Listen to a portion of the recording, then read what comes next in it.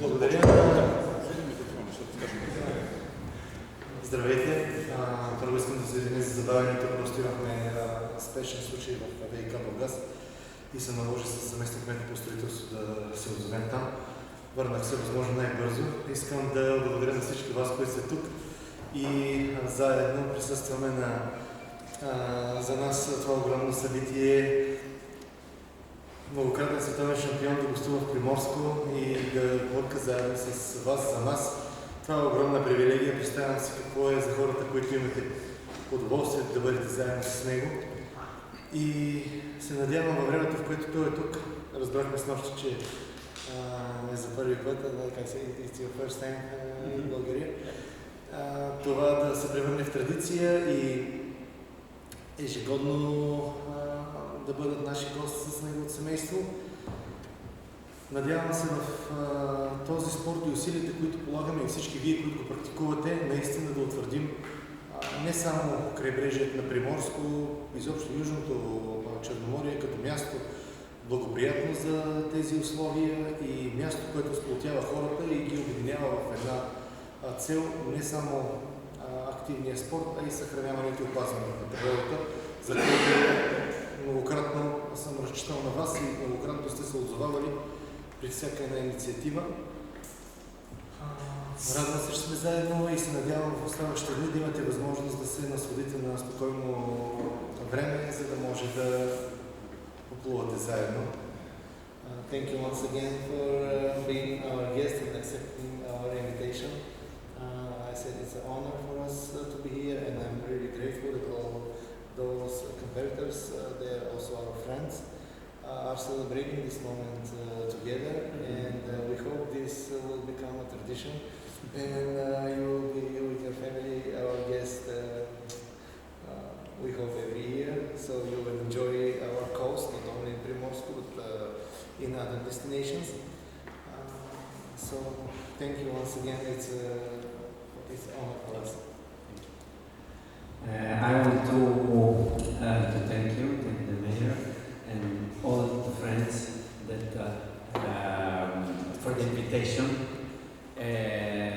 It's really a pleasure for me to be here and share moments with you, with passionate people. All we have in common this real passion and love for what we do in the sea, for fishing, for whatever is around the sea. And I really thank you for this possibility that you all gave. Предполагам, че разбрахте това вече всичките. Благодаря ви, че сте дошли тук, че иска да сподели с вас нашата обща страст. И аз предлагам да преминем вече към да се представи, ако има нещо. Poi aggiungere altre cose per presentarti? Okay. My name is Giacomo Di Mola. I spent, as many of you, most of my life, on our life in the sea. I had the opportunity to travel the world for the sport and for the work that I so much wanted to do. From when I was a child and beginning this sport, always I wanted to have a job that could. It was a dream for me that could be connected to what I love. And I spent all my energy on my first years of life to do it, and at this point I can say that I did it, so I made it, and I want to tell to the new generation, young people, to follow the dreams, and because if you really believe it, at some point can happen. Okay, then I believe, предполагам, че всичко това го разбирате, but let's now switch to Italian, or I think it's better, Giacomo. Okay. So let's be, you can switch from Italian to Bulgarian. Va bene. Facciamo così. altre cose hai magari da aggiungere un anno perché questo è in inglese, sai usare da presentarli. Ами, да минем тогава към въпросите от вашата страна. Кой каквото го интересува, да почнем да... Може ли да разкажете за потъналия кораб, който видя вчера? последно, който е открил той в Сицилия? Ага. Така, каква история и дали смисъл такъв риболова с харпун и тези открития, кое е по-важно за него и как го определя? Lui è partito per raccontare la storia con le anfore che hai trovato al tesoro in Sicilia. E adesso come mi sembra, qual è il più importante per te? Fare l'archeologo, cercare i tesori o fare la pesca? Allora, è stato durante la preparazione del campionato italiano che nell'area dove doveva svolgersi il campionato italiano, durante lo scouting ho trovato appunto un sonar, un strutto scanni, una struttura che appunto era una cosa strana e dico adesso devo andare a vedere. Не беше нищо планирано. Това се случи по време на подготовката ни за италианския шампионат. Отивахме да оглеждаме местата и на сонара видях нещо странно. Викам, чакай да го видя какъв е този риф. Интересно ми е. Quindi in preparo sono sceso e nel fondo c'era la visibilità non troppo buona, però è simile alla visibilità che ho visto qua nell'Assi, a fondo, 46 metri. E c'è questo cumulo di anfore lungo 21 metri, sono diverse centinaia, forse 1000 anfore. E quindi da quello che poi gli archeologi hanno detto, perché ho dichiarato alle autorità, diciamo, gradito, è una delle più importanti scoperte dell'ultima era, insomma, l'ultima era recente. Значи той се е спуснал на 46 метра е било това съкровище. Стотици амфори, може би и хиляди казват, защото са били по дължина огромни, като планина се оформил архипела. И той не очудих се, толкова са добре запазени. Огромно количество, веднага се е обадил на властите. Археолозите, когато са дошли, те са също проявили много голям интерес към това нещо. Очудили се как може да са толкова запазени в почти перфектно състояние стотици амфори.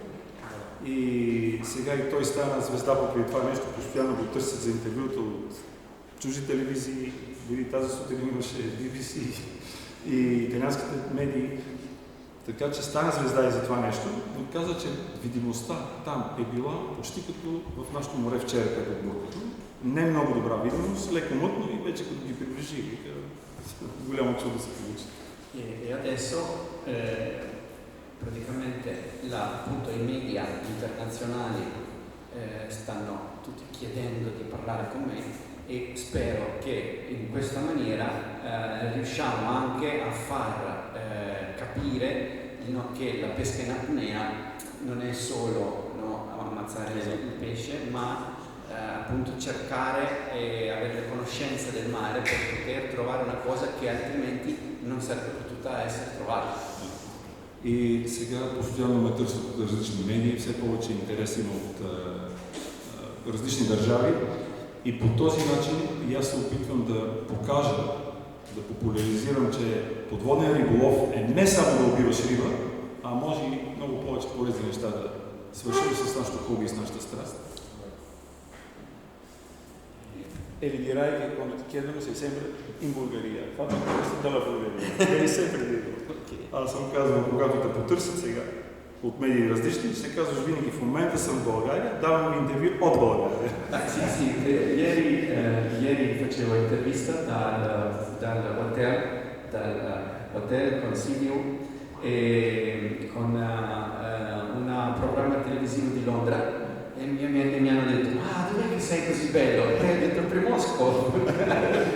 Вчера от един английски канал има интервю и на живо вика, бях сложил камерата, така да се вижда морето и те ме питат в един момент, но къде е това сивио толкова красиво, къде си? Той вика, България, Приморско. Всички,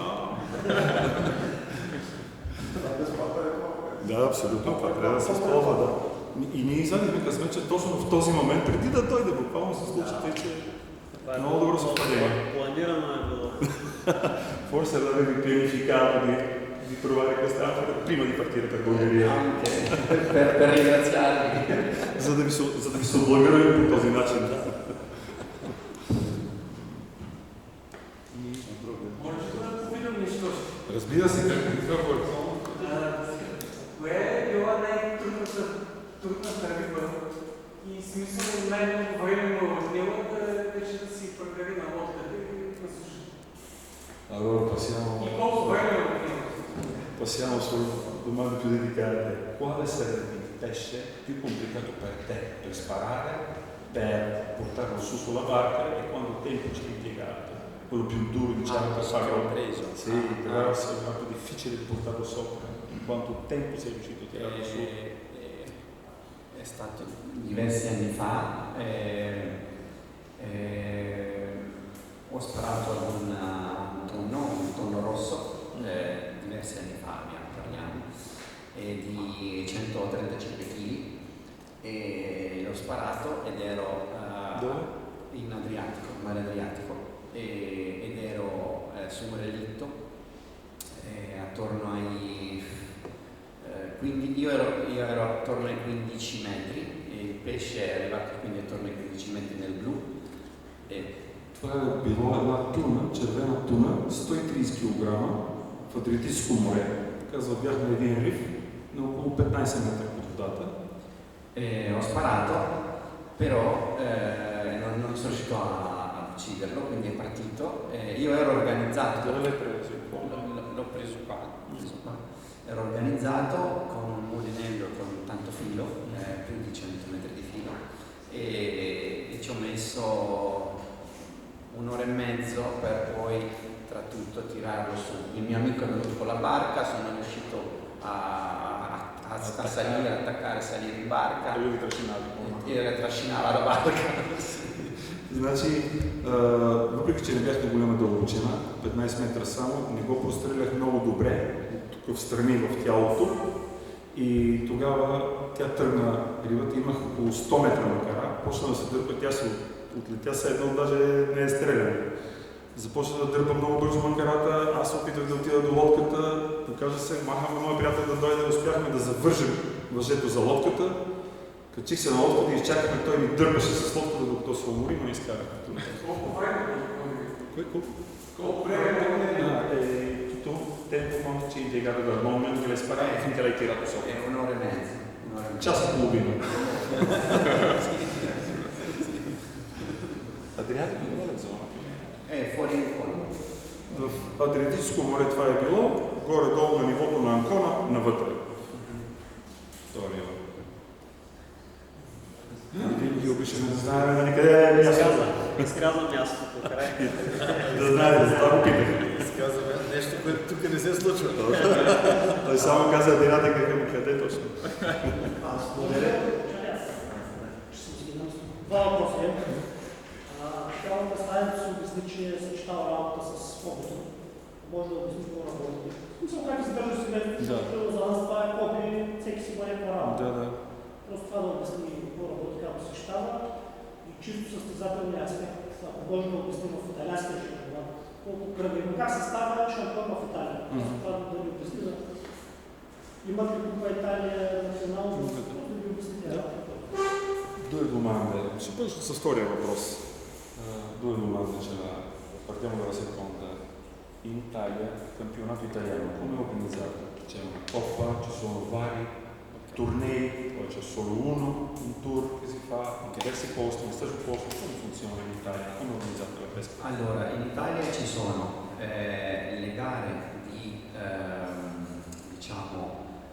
regionali in cui partecipano solo i club della regione e i migliori di ogni regione vanno al campionato di seconda categoria, sarebbe il campionato di qualificazione, lo chiamiamo.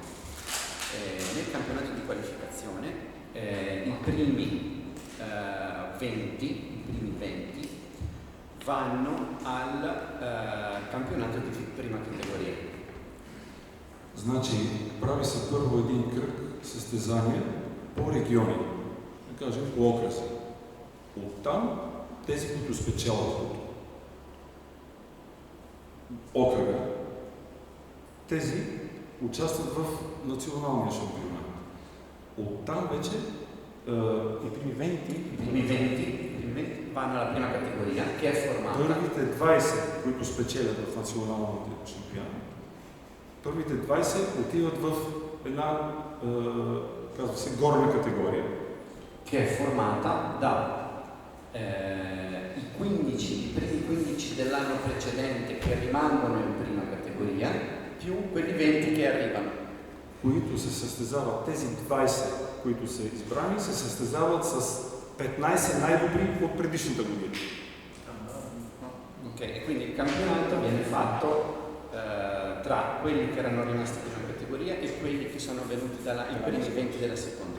Poi, И така се прави националния последния кръг. 20-те най-добри от тази година с 15-те най-добри от предишната година. E questo è il campionato assoluto. Noi non abbiamo, come quelli che rimangono i primi 15 della prima categoria, non hanno obbligo di fare poi le gare regionali. Okay? Quindi puoi andare fuori classifica e partecipare per divertimento, però non hai obbligo di andare a fare le gare quelle regionali. Quelli 15. Quei primi 15. Sì. И тези първите 15 винаги, които спечелват, те нямат задължението следващата година да ходят на тези регионалните състезания. Те автоматично ще участват за следващата година в следващия шампионат. E poi diciamo c'è un altro campionato che è il campionato a coppie, campionato italiano a coppie, in cui ogni anno può partecipare tutti quelli sia della prima categoria, della seconda categoria e tutti quelli del nazionale, delle regionali. Possono partecipare, è aperta la gara. Okay, quindi una volta l'anno, sì. E questo ti dà la possibilità a chi fa le gare regionali, che non è stato tra i primi per essere qualificato per la seconda categoria, se una delle due coppie vince il campionato a coppie, viene direttamente messo alla seconda categoria. Quella sotto. Quella sotto. Това е малко сложно. Аз не можах да го разбера точно. Има и друг шампионат, друг кръг, който е по-свободен, в който участват двойки. И 15-те най-добри, и 20-те най-добри. È un campionato. Non ho capito bene. Allora, il campionato. 15 più 20. No. Quello lì è ok. Poi c'è un'altra gara, questa è ok, e quello è il campione italiano assoluto.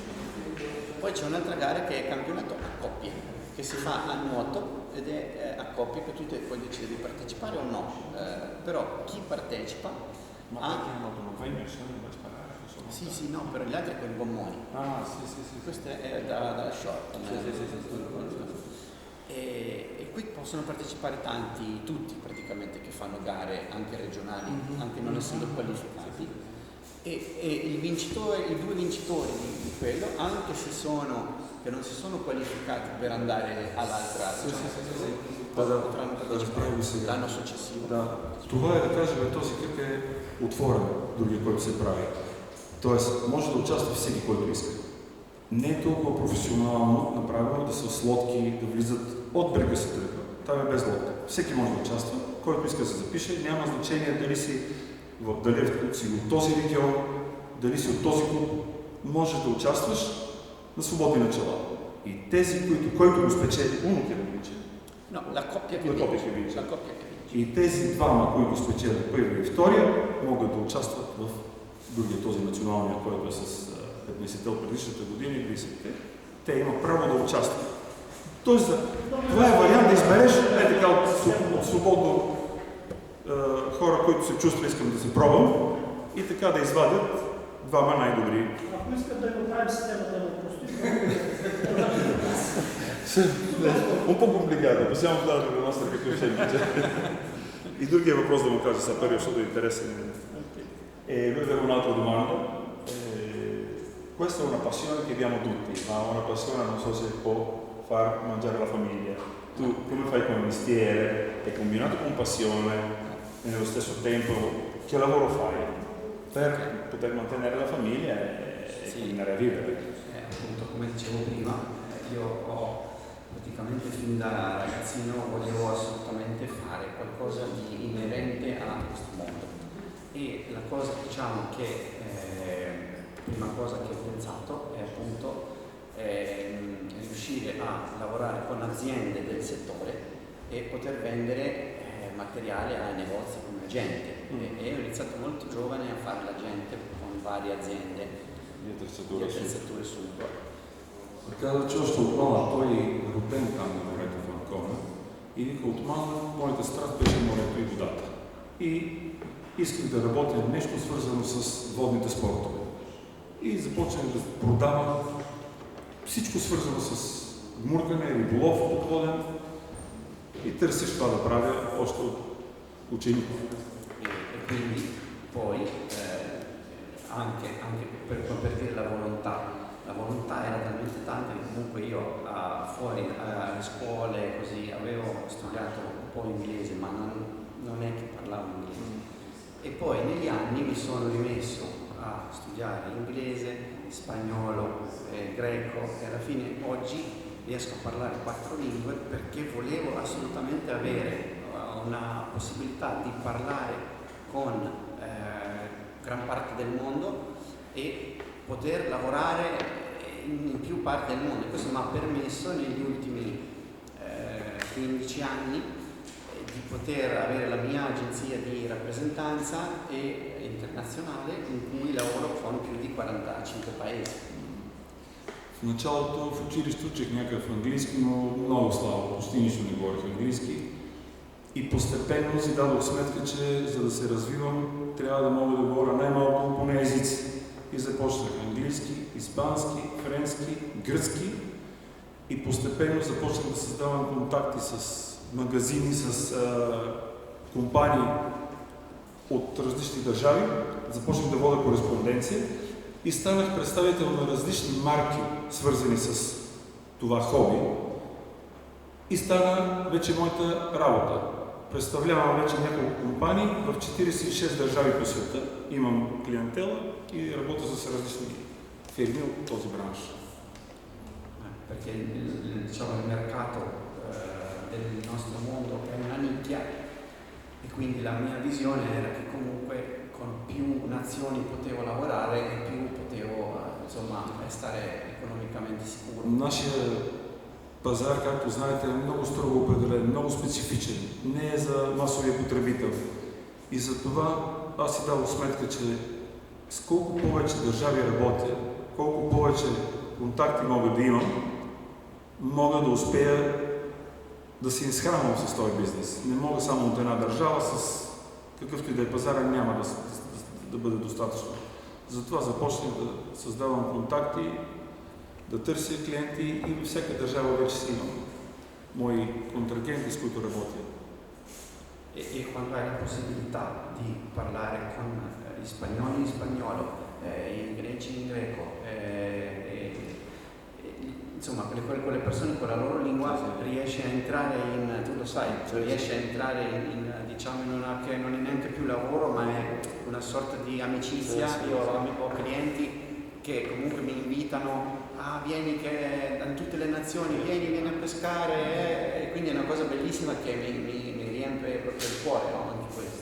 Non è solo lavoro. Начинът на работа, когато с гърка говориш на гръцки, с испанеца на испански, с французия на френски, постепенно се превръщат в едни лични такива приятелски контакти и стигаме едно много добро приятелско отношение и вече не е какво ще ми продадеш, каква ти е цената, каква отстъпка ще ми направиш, а по-скоро разговорите са ела, кога ще ми дойдеш на гости, хайде да се гуркаме заедно, айде ще ми покажеш какво много имаш и създаваме едни бизнес-приятелски отношения. Когато говориш на местен език е много по-добре да си възприят от хората. Allora la prossima fase è di imparare a bulgaro. Това е следващата стъпка. Трябва да почнем от някъде. Аз съм се тук да отправя няколко въпроса. Да. Как оценявате потенциала на българското Черноморие, в смисъл за това е било в сравнение с Средиземно и Адриатическо море? Това е един момент. Нека един бъднички забравяме. Come ti pare la potenzialità del mare bulgaro qua, Mar Nero, nei confronti di Adriatico, Mediterraneo, per partecipare anche nelle gare internazionali, cosa si possono organizzare? C'è potenziale secondo te, guardando il nostro mare, le tue impressioni? Allora, c'è potenziale, c'è parecchia vita, l'unico handicap che può avere è che sono poche le specie da poter, quindi bisogna vedere bene le regole, cioè bisogna studiare bene le regole, che possa essere divertente, magari con bonus, con qualcosa di particolare per qualche pesce che magari questa è l'unica cosa. E invece per quanto riguarda gli atleti che prendono parte alle gare nazionali bulgare, ovviamente questo mare non ha le specie quando poi andiamo a fare gare in Mediterraneo, e quindi il mio consiglio è quanto possibile poter fare magari una volta l'anno un piccolo viaggio tra 3 pescatori insieme, perché anch'io facevo così, perché Adriatico è molto simile a qua. Anche Adriatico non abbiamo molte, nella mia parte non c'è molte specie, c'è corvine, saridi, ok, abbiamo dentice, però non c'è cernia bianca, e quindi io da giovane andavo spesso a pescare da altri posti, andavo in Tirreno, nell'altra parte d'Italia, a Sicilia, andavo a Croazia, poi in Grecia, e devo dire che quello che ho imparato di più, appunto, che mi ha permesso poi di arrivare ad altissimi livelli nel mondo della pesca in apnea è quello di aver potuto prendere e imparare in diversi posti diversi e anche assieme a diverse persone diverse. Io ho imparato tanto da partire ad andare a pesca con i greci, ho imparato tanto ad andare a pesca con gli spagnoli, questi giorni sto imparando cose da voi, e quindi è uno scambio che se si fa è per tutti positivo. Значи, като потенциал мога да кажа, че има за състезания от международен мащаб. Въпросът е, че е доста бедно на видове риба, Черно море. Но казва, не е нещо много странно това. Например, там, където е това района на Анкона, вика същата работа. И там имаме врани, спарита и по някой забар. Нямаме мерута, няма туни, долу е много бедна част от тяхното море. И вика, аз какво направих от началото? Започнах от там, гледам, нищо не ми харесва тук бедничко. И започнах да хода в Хърватска, по други морета да обикалям, да гледам. С гърците започнах да общувам по-често, да бургам с гърци. Видях и от тях дори научавам от другите нещо друго, нещо ново. Дори и с вас, като бурках тук, винаги нещо ново виждаш, нещо по-интересно. Може да разбереш и някой детайл, който на теб ти е липсвал, и да научиш нещо дори от най-обикновен контакт с колега да моргнеш. Но ако говорим пак за състезания да се направят тук, може би трябва да се мисли за някакъв, да се види и регулациите какви са. Тоест, колко риби от един вид може да се убият, не може да става и, както казваме, нали, месарница, давай до дупка, може би, ако рибите са няколко, да кажем 10 от вид, да се мултиплицира с някакъв друг бонус, защото просто ти нямаш вариант за други риби. Нямаш голям избор и няма да често спрямо другите морета, които са по-много по-богати. Нали? Но вариант има и не е най-бедното море, което съм виждал. Още една въпрос, ще се позволя да задам. Какво бихте казали на млад човек, който иска да започне подводен риболов, но все още не разбира колко сериозно занимание е това?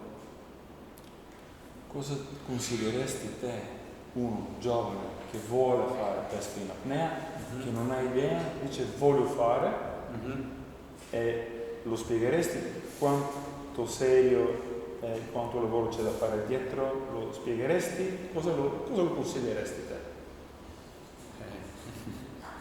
Guarda, io ho diverse volte che mi arrivano messaggi in social di ragazzi più giovani, io voglio fare.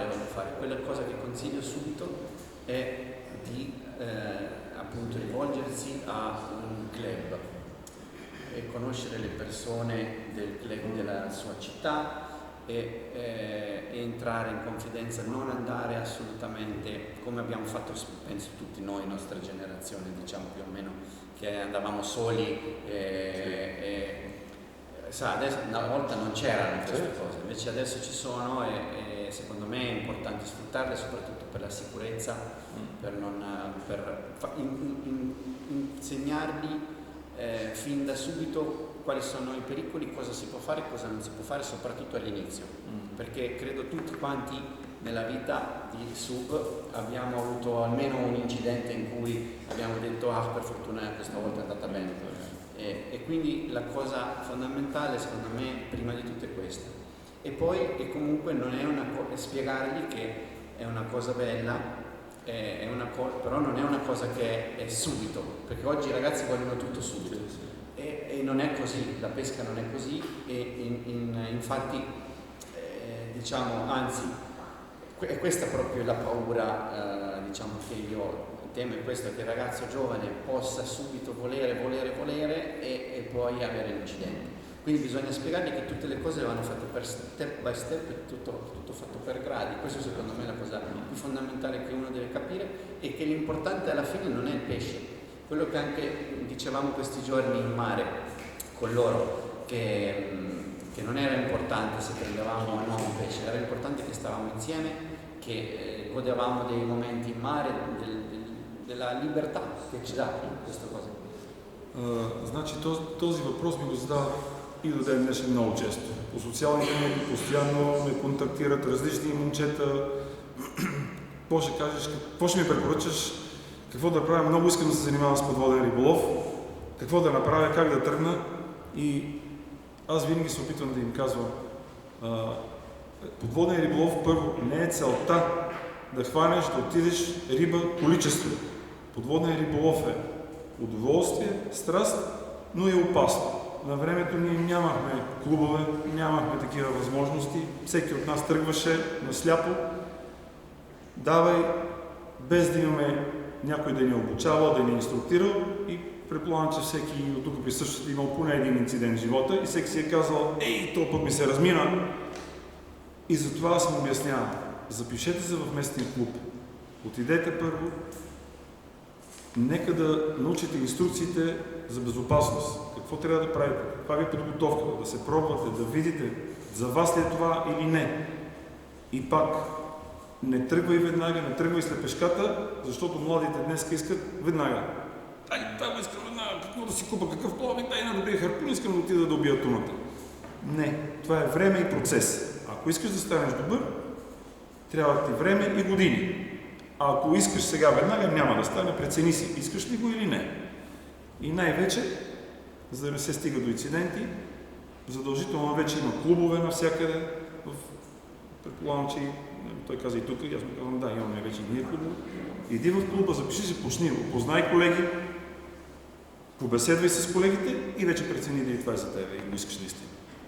E poi spiegare soprattutto che il nostro sport è tutto bello alla fine, perché tu sei in un mondo che cambia tantissimo da una città, anche all'interno di una città popolata, se ti vai un po' in mare da una capitale come Atene, ti dico, e già cambia tutto il mondo, si spegne il rumore, sei in un mondo in cui vedi altre forme viventi di qualsiasi tipo, non hai gravità, questa è una delle sensazioni più belle, appunto anche la caduta, anche a 15 metri di profondità ti può dare la sensazione del volo, quindi è una cosa unica, senza dover andare a lanciarsi da un aereo, quindi c'è la possibilità di vedere forme tipo essere in mare, vedere delfini, vedere cose che qualsiasi persona normale non vede e sogna di vedere. Noi possiamo vederli quasi, non ti dico giornalmente, ma molto più facilmente. Аз и до ден днешен казвам на всички, че това е най-хубавия спорт, защото това не е спорт, който те напряга. Напротив, имаш много хубави усещания. За да изпаднеш без тегловност, какво трябва да направиш? Да ходиш, да скачаш с парашут, да се организираш ложно. А при нас всяко едно спускане надолу виждаш свобода, виждаш различни места, различни видове риби и животинки. Дали ще имаш риба, дали няма да имаш риба, това е най-малкото, което трябва да бъде като цел в нашия спорт. Най-важното е свободата. И до ден днешен аз казвам навсякъде, това е най-хубаво нещо, което може да прави в живота. Свободата, да ходиш на различни места. Да nямаш шум, да нямаш интернет, да нямаш телефон. Ето това е нашата свобода. Per finire è uno sport che appunto non puoi, sei tu e il mare e non puoi mentire, cioè tu non puoi, cioè o ce la fai o no, cioè non è che puoi dire non puoi fare cheating, no? Nel mare. E questa anche è una cosa che comunque forma una persona anche giovane, cioè comunque ti dà dei valori. E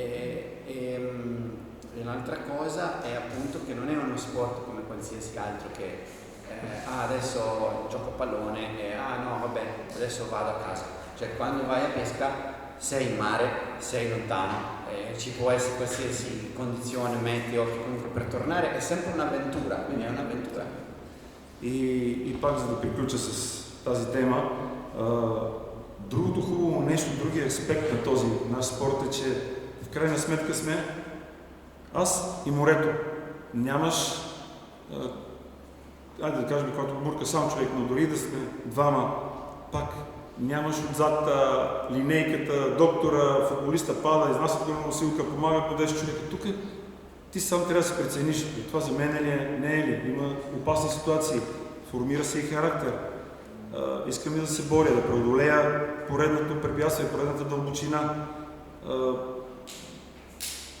Развива се и човека по този начин. Но пак да се върна. Всеки трябва постепенно да се прецени. За мен ли е или не е за мен това.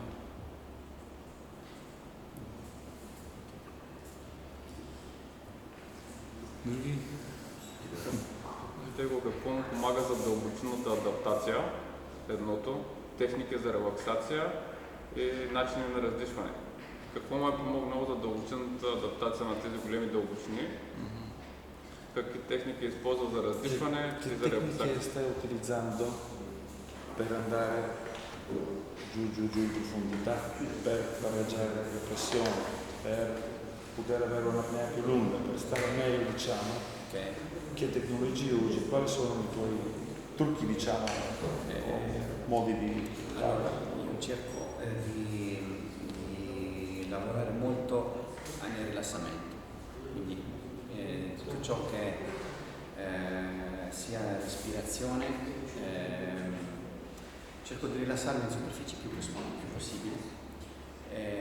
Ho un sistema che si può imparare anche, diciamo, quando non sei in mare, anzi soprattutto io quando insegno questo a casa, sdraiato, e tu cominci a respirare.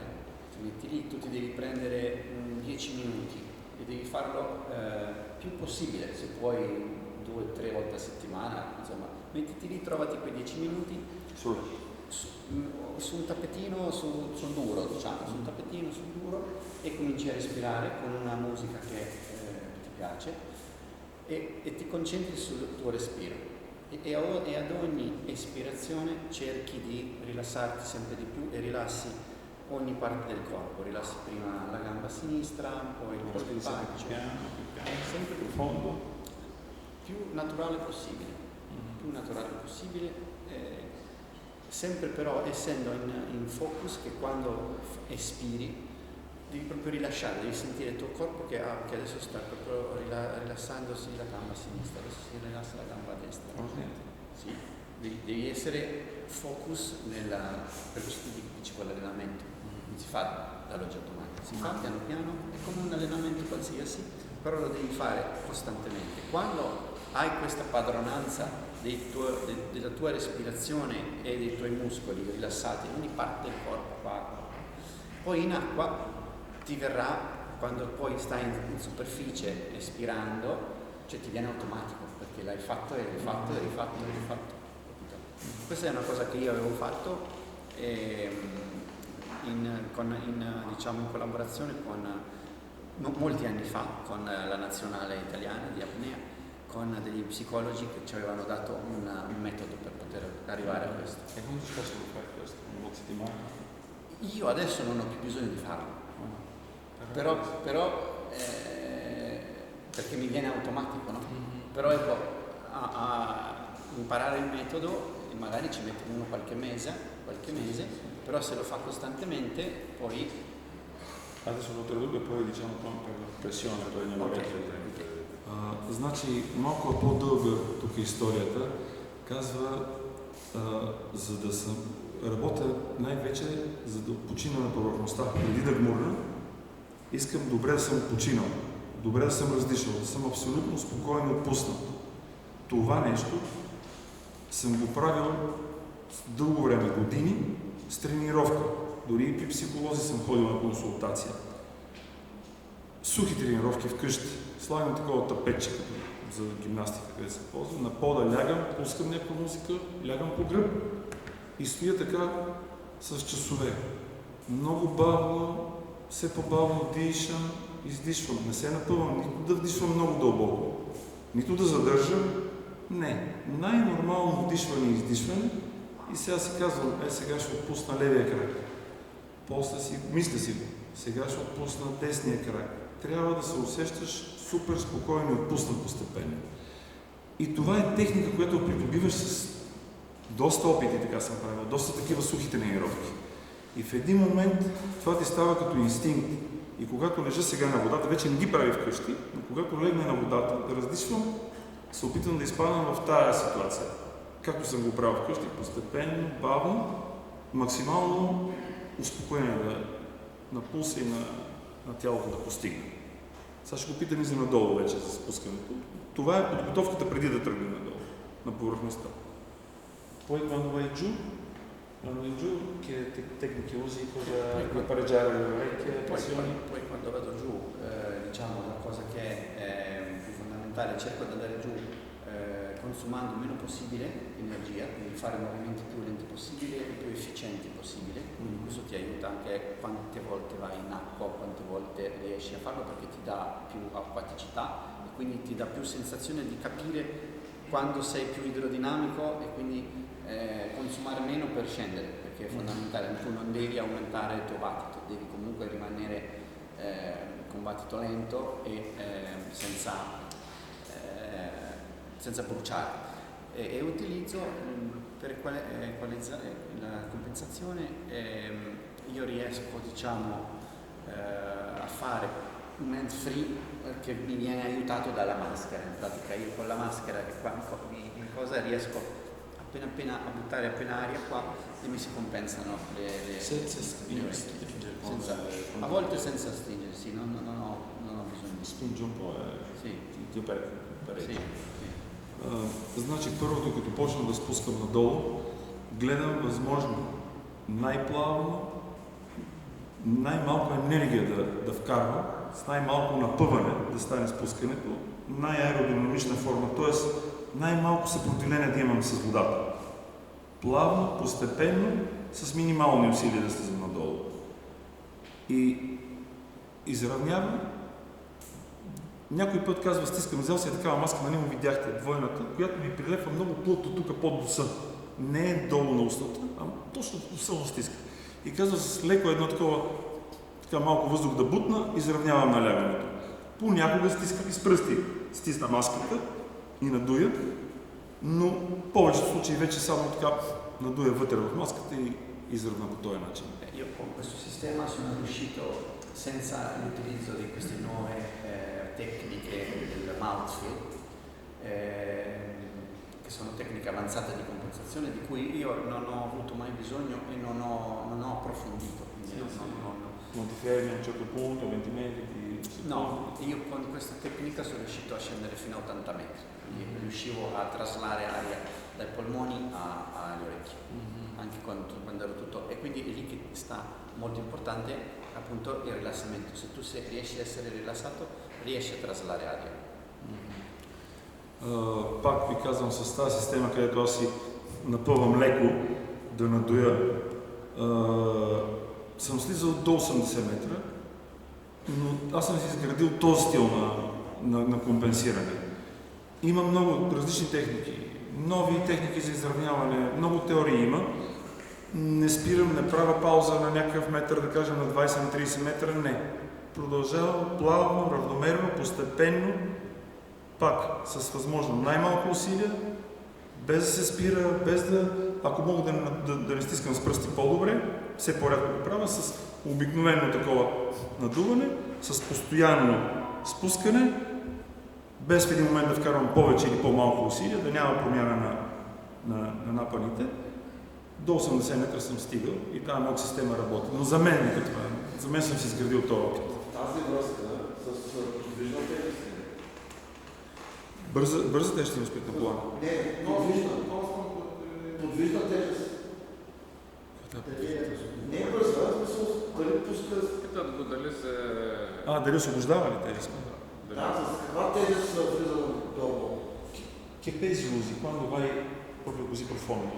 Cioè dei pesi rapidi che togli o non li togli mai? Cioè, come parti rimane sempre Sì, così? io diciamo che fino alla profondità di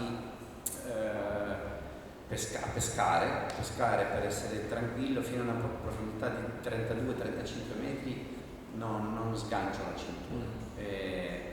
O la sgancio solo in condizioni in cui devo fare un lavoro, cioè magari devo stanare una cernia, eccetera. Per pescare a 45-50 metri io mi lascio 1 chilo o mezzo chilo in una cintura, e poi ho un'altra cintura di 12 kg più o meno, dipende poi la muta, inverno di più, estate meno. 2 cinture? Sì, e quella più pesante, quella pesante è collegata con una corda, una sagola alla boa. Quindi scendo e la sagola deve rimanere un po' più alta, non la faccio arrivare sul fondo, cioè devi avere la corda misurata, ogni 5 metri io ho un segnale, quindi io so che dal coscandaio sto pescando a corda della boa, che deve essere una corda da 1 centimetro. Sì. Che poi riesci a prendere e a tenere. E quindi se stai pescando su 40 metri mi tengo la corda della boa lunga, diciamo 37. Così io quando arrivo a 37 metri sgancio la cintura, non cade sul fondo, quindi non fa rumore, se c'è corrente non si piglia nel fondo che magari butta giù il pallone, e quindi poi faccio la mia azione di pesca e ho solo 1 chilo. E quindi questo chilo mi permette poi di risalire in sicurezza, cioè quindi senza poi sforzare tanto per risalire. E poi la trovi con la cintura? Poi la cintura è attaccata alla boa. Sì, la boa sta su. Se ti allunghi, diciamo tu, lei si ferma a 40 metri tipo. Sì. E tu vai ancora 10? Sì. E dopo come la fai? Vai su e dopo la tiri? Certo. Sì. Poi la tiri dal gommone, la puoi tirare dal gommone col motore o a mano. Значи до 30-35 метра използвам фиксирани тежести. Там никъде няма нужда да освобождавам нищо. Когато буркам по-дълбоко, над 40 метра надолу, правя си сметка, ползвам 2 колана. Единият е нормалният, а другия само с 1 кг тежест. И този тежка с повечето тежести връзвам буя в врата, пускам него, но да кажем, ако слизам на 40 метра, хвърлям го и буя съм го направил да е, гледам го да е 35, 37, 38. Той е като с различни цветове. На по 10 см ми е това и смятам. Пускам се на 40, той да ми стои там на 35, 37 или на 50, той да остане на 40, да не падне долу, да не удари, да не прави шум. Продължавам надолу с тази малката, върша каквото върша, излизам и след това я вада.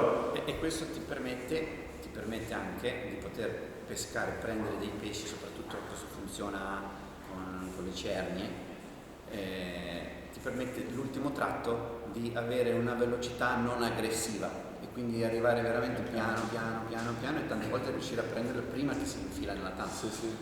И тази техника най-вече помага за груперите. Да кажем, там слизаш по-дълбоко, подготви се, че трябва на 40-50 метра да отидеш и последните, да кажем, 5, 6, 10 метра, с тази техника е много добре, защото като освободиш тежкия колан, надолу вече падаш много по-плавно към него, не го засилваш, постепенно го приближаваш и не го изплашваш, има време да стреляш преди да се мушне в дупката. Ако го приближиш по-бързо, по-агресивно, той се дърпа, мушне се в дупката и вече става сложно.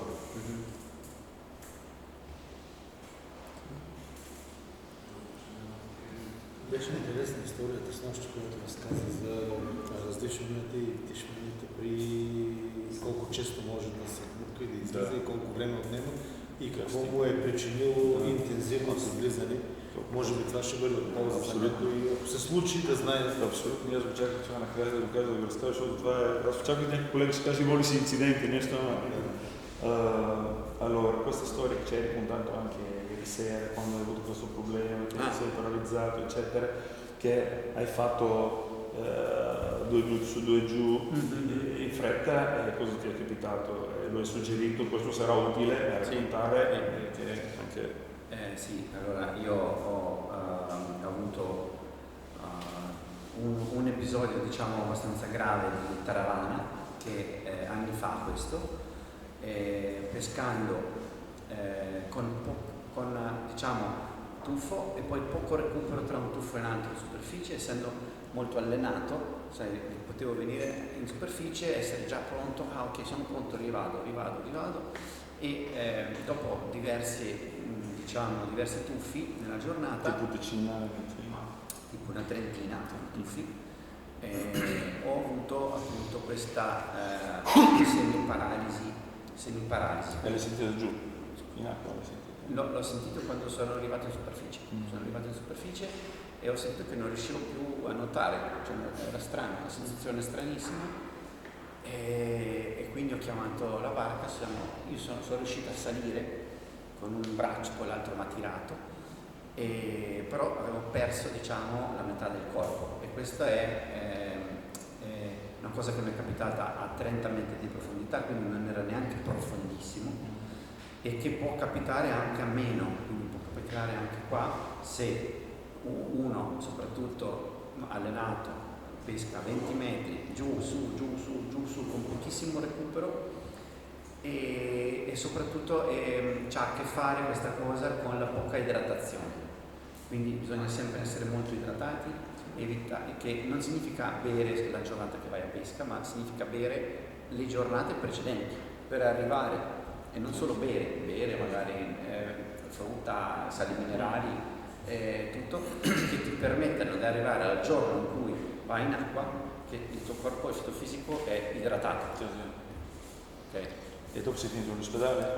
Ah sì, dopo sono finito in ospedale, mi hanno portato in ospedale, ho fatto la camera iperbarica e poi piano piano mi sono ripreso, diciamo, mi è ritornato normale, però comunque in giro di un mese e mezzo, 2 mesi, però comunque questa cosa mi ha lasciato anche psicologicamente dei strascichi magari che mi ha durato per altri mesi, perché ogni volta che ero in acqua mi sentivo strano, dico ma cosa c'ho? Quindi è una cosa... Да, много е полезно това, което сподели сега. В един момент каза, повярвах си, имам много хубава апнея, слизам много дълбоко, мен не ми трябва толкова време да раздишвам да се отпускам, а мен ми е достатъчно малко раздишване и един път, но около 30 спускания, почти толкова раздишвах горе, колкото бях и долу. Много малко раздишвах и си то ми е достатъчно на мене, няма нужда да раздишвам повече, да губа време. Давай, и вече след около 30 слизания усетих, че половината ми тяло изтръпна. Излизам горе и не мога да се завърта. Мъча се завърта, викам, какво става нещо? Цялата ми половина изтръпнала. Махнах на лодката и се оказа, че съм получил частична парализа. Оттам са го закарали в барокамера, 1 месец лечение и възстанових се, но след това остави психологическия проблем с месеци напред. Всеки път, когато стоя повече време във водата, опитваш се, дишаш повече време, разбрах, че това е глупаво, което го правя. Въпреки, че ти се струва, че апнеята ти е достатъчно, слизам долу, дишам малко, пак слизам долу, пак си стоя 2 минути, дишам 2 минути горе, раздишвам 2 минути, 2 минути отдолу, 2 минути раздишвам, 2 минути долу, този цикъл си ми е добър. Ама не е така, постепенно се натрупва това нещо.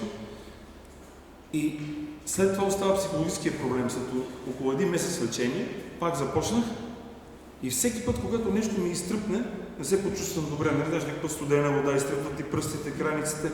Си пак ще се парализирам и се плашех и излизах в паника, докато го преодолея, това ми отне време.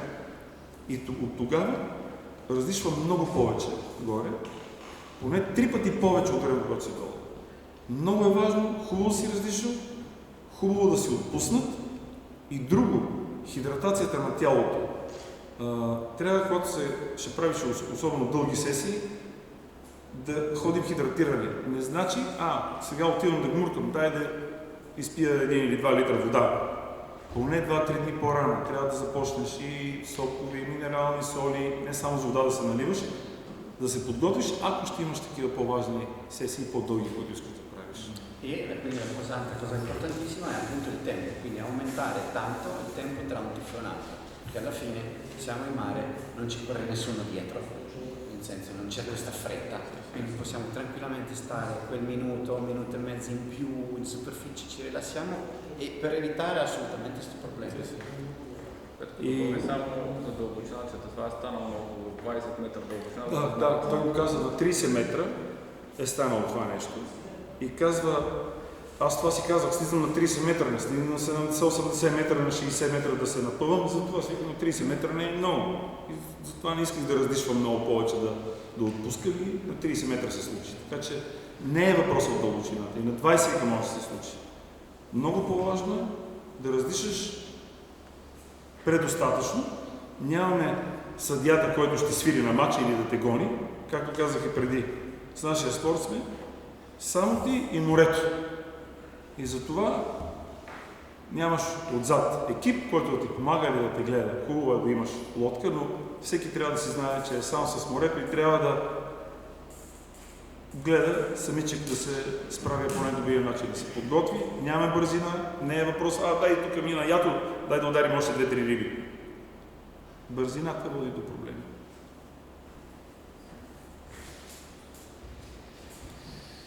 E questa è stata anche un'altra cosa del tempo.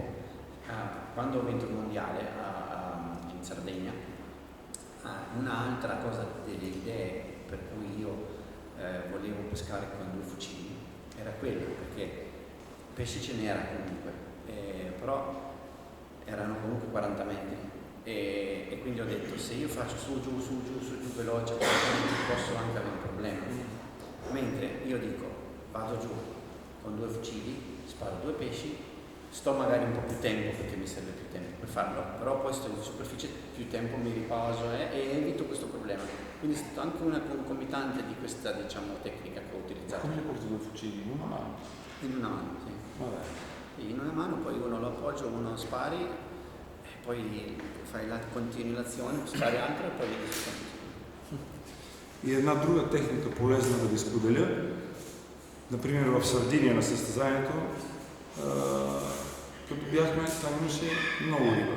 И тогава си викам, за да не ходя толкова често нагоре-надолу, пак така да се изкушавам, че да се върна по-бързо за другата риба, докато е там пасажа, слизам с 2 харпуна.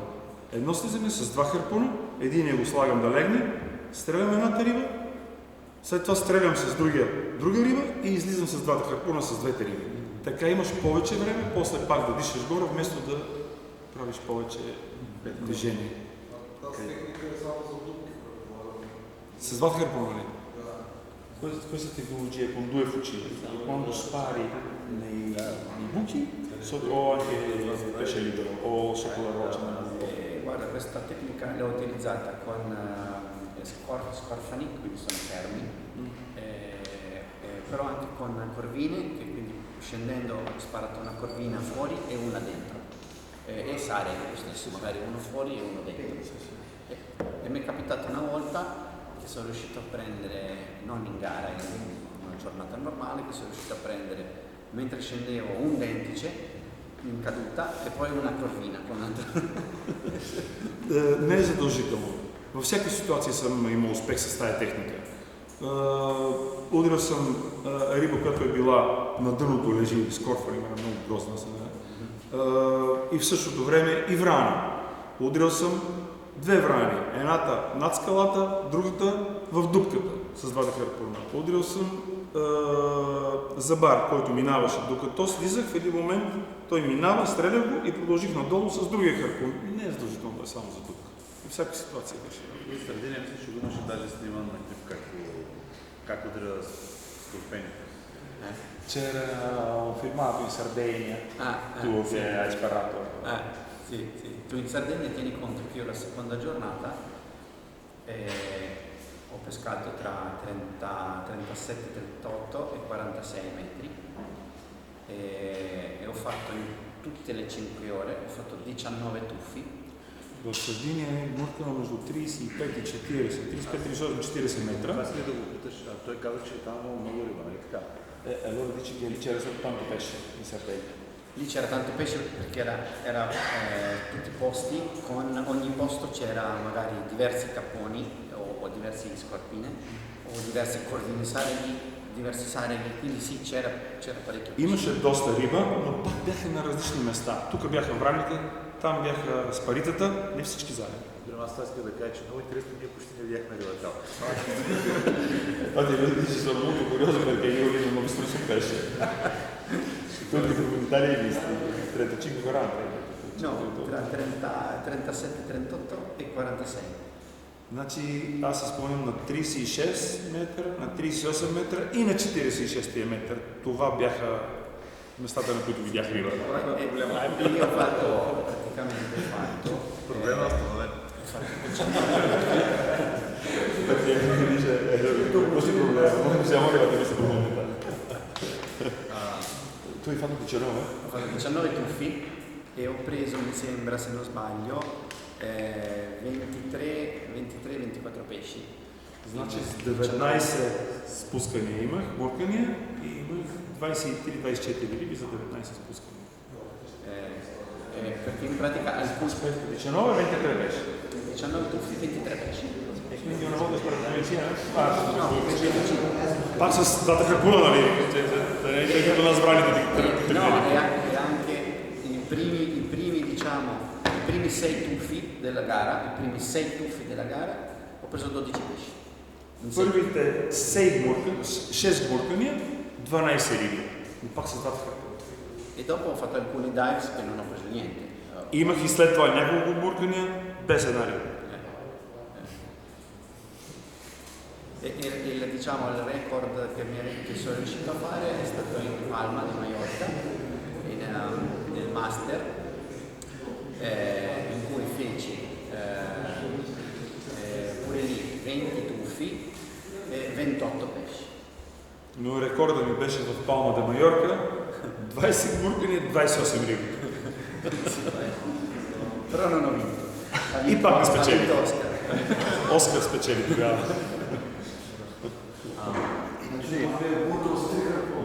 Lui ha dato giù con 3. No, lui ha fatto i cupos, c'erano i bonus per chiusura specie di Morena e Grongo e io non avevo trovato Morena e Grongo. Той е получил бонус, защото е ударил за морената и за Congrio.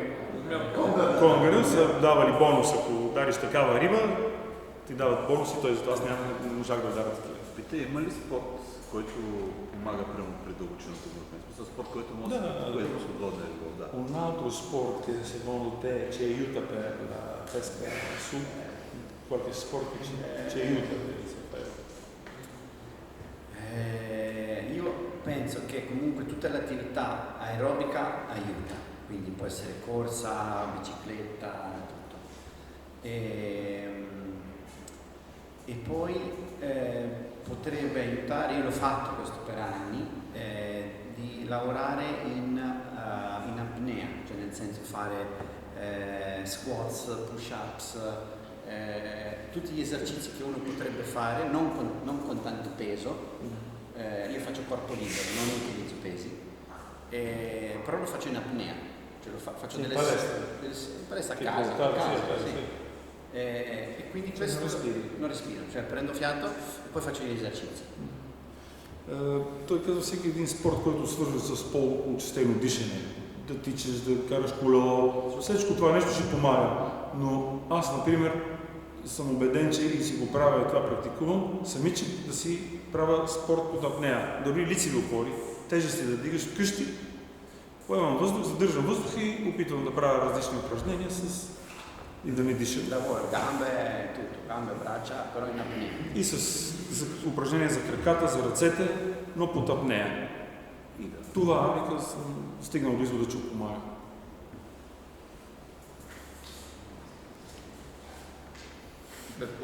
Как планира върховата си форма за годината да е готов примерно за световно състезание? Hai un plan per pianificare le tue attività durante l'anno per essere nella forma top prima della gara? Tipo l'anno prossimo la gara è candidata. Una preparazione prematura? Allora, prima lo facevo di più questo, ero di più.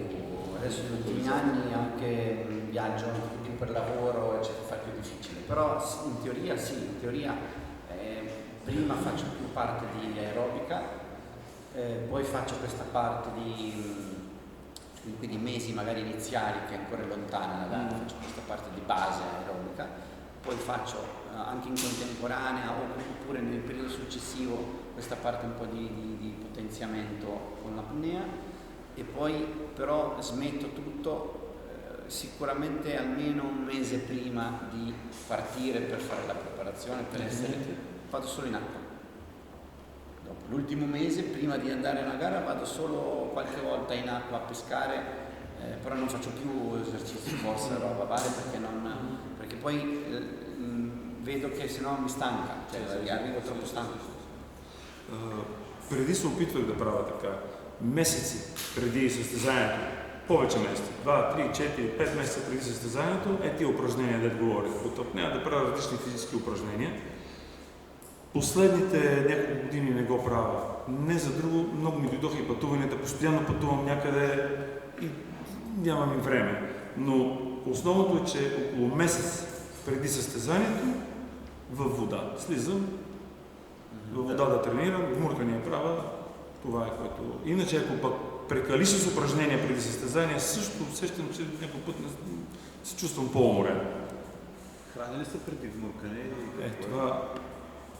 Чаках da to prošlo, io si scrivo così, come ti ho chiesto, io ho capito come fai, che colazione fai prima di andare a pescare quello che ti ho chiesto? Mangio proteine, uova e una fetta di pane integrale. Questo qua. Гледам протеини да ям. Най-вече яйце и този пълнозърнен хляб. Un uovo, due? No, 3 uova. 3 яйца даже. Quanto tempo prima di andare? Un'ora e mezzo, già prima, un'ora e mezzo, sì. Около час и половина закусвам и за около час и половина влизам в водата. E poi se sei in barca, che non sei a nuoto, mi porto anche altre uova sode cucinate già, che magari ogni tanto mi mangio un po'. Ma quando hai smesso? No, anche durante. Anche quando mi sento che magari sto andando un po' più stanco mi mangio un uovo e mi aspetto un po'. Uovo lì. Uovo lì. Come sto il giorno prossimo? E da bere? E da bere acqua. Solo acqua. Acqua con magari se uno vuole mettere elettroliti. Даже и някой път вика си взимам по 2-3 яйца сварени. Между другото, видях ли как да взимам си 2-3 яйца сварени и когато изляза, приключа или когато има по-дълга пауза, местим се от едно място на друго, изям едно яйце и пак бъркам след това. И вода само. Някой път някакви такива електролити, избегвам вече само вода и с закуската и като изляза пак пия вода. E evito, perlomeno a me personalmente, ho provato anche a prendere questi tipo carboidrati liquidi che si usano nel ciclismo, queste cose così, però a me non andavano bene perché mi davano magari i primi mezz'ora ero forte e poi ero morto, dopo ero Всички morto. тия въглехидрати, които ги препоръчват за каране на колело, за бягане, тия неща, пробвах ги, дават някаква енергия, ама след известно време изведнъж отпадам и нямам никакви сили. И реших това не работи. Само вода. Possono usare miele, che se vogliono un po' di energia, allora mettono miele. Sì, al limite può mettere un po' di miele nell'acqua. Тя му подсказва, че по някакъв път и мед. Però Вода с мед да се разбие и да... Но това е добре, аз също съм чул, че е хубаво да се слага. Яйцето само жълтъка ли е или жълтъка? Защото принципно жълтъци, ако се събрат, вече жълтъка ми е окей. Dall'uovo mangi tutto completo o solo il bianco? Цялото яде. Ние го видяхме. Излезе от лодката си го взяли бели, си го взяли цялото яйце. Казват, че жълтъка не е полезна, жълтъка. Аз не мога да чуя наистина 3 жълтъка са много ли? Сичам повече от 3 жълтъка на теб не е препоръчено. Той казва, че е 3 преди да Прецени кое да правим. Vedi 3 uova viene tossico. Al giorno. no, guarda, io ci sono giorni che mangio tante uova, 7-8 uova. Magari non lo mangio tutti i giorni, ovviamente, non è che vado al mare tutti i giorni. Аз не го правя всеки ден, но обикновено. Има дни, когато изяждам и 7-8 яйца в този ден. Има дни, когато нито едно. Не усещам да има проблема, ако съм ял повече яйца. Петко, аз съм да се зададе въпросът. Лейте и дам монтонус. Петко, понеже Никола като зададе един въпрос, не знам дали го зададе в смисъл коректно, така се изразя. Не само какво помага за апнеята, за дълбочините вдъхкания, какво помага за дълбочината адаптация. Защото след там 25-30 метра по различен начин се усеща. Да, той каза слиза, пак ще го питам, но той каза слизам констант, плавно, без да спирам, без... от време на време надува така. Е така. С носа надува леко. Някой път го стиска, някой път не го стиска. Вече съм свикнал, но тая маска, която му запушва носа, ми вика, запуша с това. Да. Пак ще го питам дали нещо не го познал. Ancora torniamo della equalization, sì. Quando vai giù, come ti fai adattare con la pressione, con la profondità, quando vai in lunga profondità. Altre tecniche, non solo questo fai con il naso. No, io mi lascio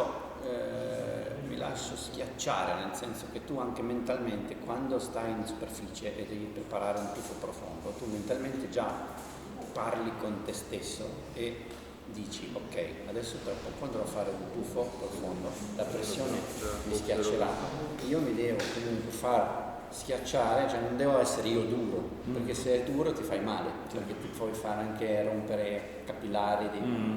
A me è successo anche questo è successo, quando ero più giovane, che ero più voglio andare profondo e facevo compensazione forzata, ero tutto duro e mi si erano rotti anche i capillari dei polmoni, tossivo sangue. E per evitare tutto questo tu comunque devi essere rilassato il più possibile, quindi il mare non deve essere una forza che ti schiaccia ma che ti abbraccia, questa è la differenza. Значи, като млад бях така, по-нахъсан, по-напорист, давай по-бързо да сляза. В по-бързо изравнявам, надувам. Имаше участъци и моменти, в които даже се стягнах, защото трябва да се стегна тук. И получих спукани капиляри в дрога. Излизам и кашлям кръв. И това съм го правил и това е грешка за мен. Основната подготовка, когато ще спускаш надълбоко, е със себе си да си кажеш, ето сега ще се гмурна надолу, хубаво, бавно да раздишам, пълно да се успокоя и трябва да оставиш морето то да те мачка, а не ти да се стягаш. Отпускаш се. Абсолютно отпусна. Никакво напрежение, никакво стягане в мускули и в част на тялото. Това è правило. Морето трябва да те мачка тебе, да si абсолютно отпуснато. E poi c'è un'altra cosa che comunque ti devi adattare piano piano alla profondità, perché se sei tutto l'anno a pescare a 20 metri, poi come magari capita a loro, vanno in una gara in Sardegna e magari cominciano a fare tuffi a 30, a 35 sicuramente si sentiranno tutti schiacciati e quindi ci vuole un po' di tempo di adattamento. Io facevo così quando ero in Adriatico, che quindi anche lì non avevo profondità, per aiutarmi questo tempo di adattamento, per allenare il blood shift, che appunto il blood shift, sai, è diciamo quando il corpo è un'onda. No, il blood shift è diciamo quando tu scendi in profondità è un adattamento che il nostro corpo umano ha che richiama sangue da tutte le periferie, cioè da qua, dai piedi, dalle gambe, dai piedi, e li porta nei polmoni. Questo perché appunto se no il polmone, essendo pieno di aria, con la pressione fa questo. Sì. E quindi questa sensazione di schiacciamento è dovuta anche al fatto che il blood shift magari non è allenato, cioè nel senso che ci vuole tempo ad allenarlo, e magari io tante volte quando ero in Adriatico che non c'avevo profondità e poi magari andavo in Sicilia gli allenamenti in Adriatico molte volte facevo tuffi in dispnea, cioè buttando fuori aria e andare giù magari piano piano a 5, 6 metri, 7 metri, che senti lo stesso schiacciamento come se c'hai a 40. Questo lo allena, questo fenomeno lo allena. И постепенно трябва да правиш някаква подготовка. Ако да кажем, ще ходите на състезания някъде, както в Сардини, очаква тук гмурката да кажем до 20, 15, 20 метра. Отиваш и кажеш, тук хората вадат риби на 40 метър, дай да се бутна. Това е най-опасното. Значи, не можеш, ако се гмуркаш постоянно на 20 метра дълго време си гмуркал до 20, не трябва да правиш бързи слизания на по-големи дълбочини. Ако искаш да го правиш, трябва постепенно да пробваш с дни, с седмици, да слизаш и на по-дълбоко и да усетиш как се държи тялото. Защото когато те притисне на лягането, кръвта от всичките капиляри от периферията се свива навътре и тогава дробът е пълен с въздух. При това притискане тогава се пукат капиляри и стават белите. И това го е имал и затова ви казвам пак. С натрупване става. Не трябва да се ръгаш, дай ще сляза надълбоко, защото другите са слезли без да си се усещал ти сам, да имаш някакъв опит за тия дълбочини. И, например, в Адриатика, не знам да кажа, там където е бил, аз ви където работя, като се е гуркал в началото, то не е дълбоко. Там вика 20 метра максимум. И нямах къде да ходя да гмуркам на 40 да видя. И тогава какво правих? Слизам на 10, на 15 постепенно и пускам по малко въздух, за да може доза на 20 метър да съм с половината въздух. Това е все едно си на 40 метър с пълни въздух. Но да видиш как ще се усещаш и се подготвиш. Точно един въпрос имам. Питай го по принцип, ако... Това е леко шиковите, после ще го уточниш това нещо. Питай го, ако общината примерно изпраща местния отбор на лагер в Гърция, това би ли помогнало за дълбочините гмуркали? Quindi sarebbe forse loro che non hanno profondità. Qua poca acqua per andare in Grecia a fare immersioni per prepararsi per la gara, ci aiuta dove è più profondo, questo ci aiuta vero ad andare, così lui li può pagare viaggi in Grecia. Yes. Covered by training.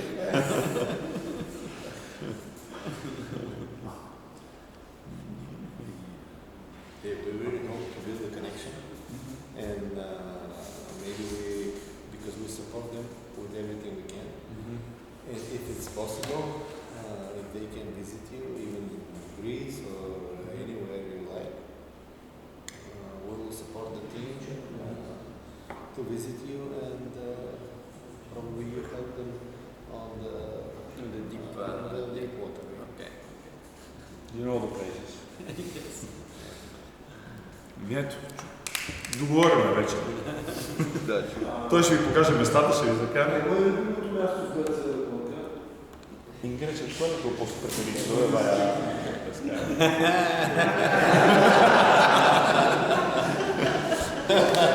GPS coordinato. No GPS coordinato. In Grecia ci sono tanti posti belli, quindi non è un problema. Le isole del Dodecaneso sono molto belle, Carpos, Kassos, molto bello. Kitira.